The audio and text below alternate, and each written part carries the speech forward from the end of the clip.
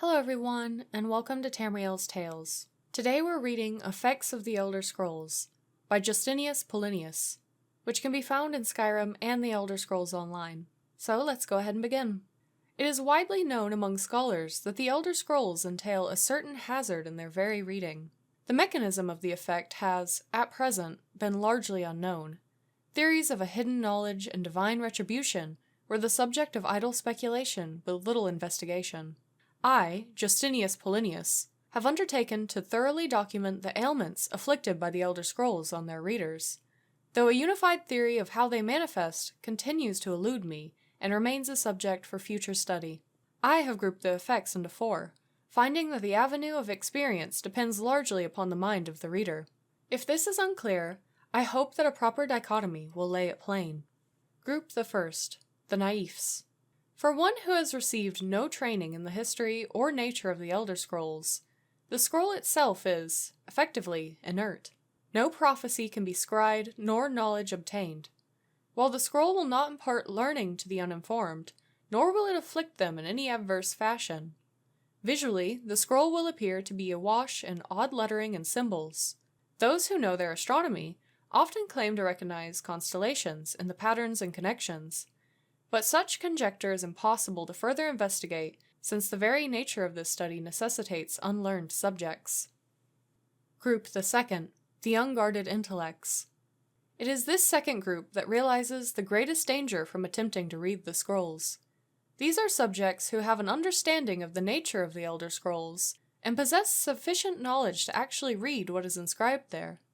They have not, however, developed adequate discipline to stave off the mind-shattering effect of having a glimpse of infinity. These unfortunate souls are struck immediately, irrevocably, and completely blind. Such is the price for overreaching one's faculties. It bears mentioning, though, that with the blindness also comes a fragment of that hidden knowledge. Whether the future, the past, or the deep natures of being is dependent on the individual and their place in the greater spheres. But the knowledge does come. Group the third, mediated understanding. Alone in Tamriel, it would appear that only the cult of the ancestor moth has discovered the discipline to properly guard one's mind when reading the scrolls. Their novitiates must undergo the most rigorous mental cultivation, and they often spend a decade or more at the monastery before being allowed to read their first Elder Scroll. The monks say this is for the initiate's own protection, as they must have witnessed many unguarded intellects among their more eager ranks. With appropriate fortitude, these readers also receive blindness, though at a far lesser magnitude than the unguarded. Their vision fogs slightly, but they retain shape, color, and enough acuity to continue to read mundane texts. The knowledge they gain from the scroll is also tempered somewhat. It requires stages of meditation and reflection to fully appreciate and express what one saw. Group the fourth, illuminated understanding.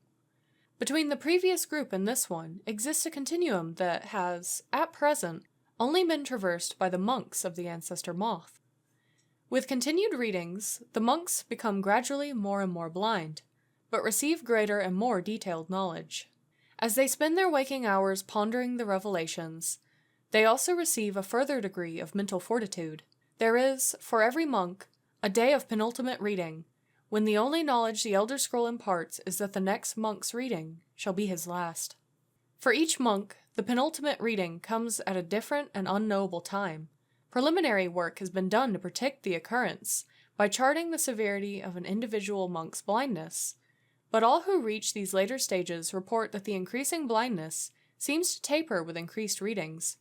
Some pose the notion that some other unseen sense is, in fact, continuing to diminish at this upper range, but I shall leave such postulations to philosophers. To prepare for his ultimate reading, a monk typically withdraws to seclusion in order to reflect upon a lifetime of revelations and appoint his mind for reception of his last. Upon this final reading, he is forever blinded, as sure as those unguarded ones who raced to knowledge. The illuminated one, though, has retained his understanding over a lifetime, and typically possesses a more integral notion of what has been revealed to him. It is hoped that this catalogue will prove useful to those who wish to further our mortal understanding of the Elder Scrolls.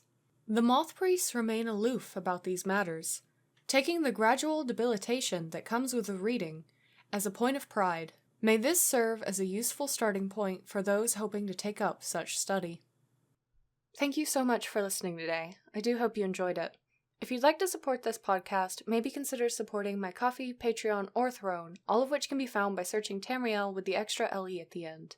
If you're interested in watching the stories of the games, maybe check out my playthroughs on my YouTube, Tamriel. Or if you'd just like to see what I'm up to, you can find my Twitter and Instagram at xtamriel, just with the extra little X at the beginning. Thank you so much for listening again, and I hope you have a lovely rest of your day.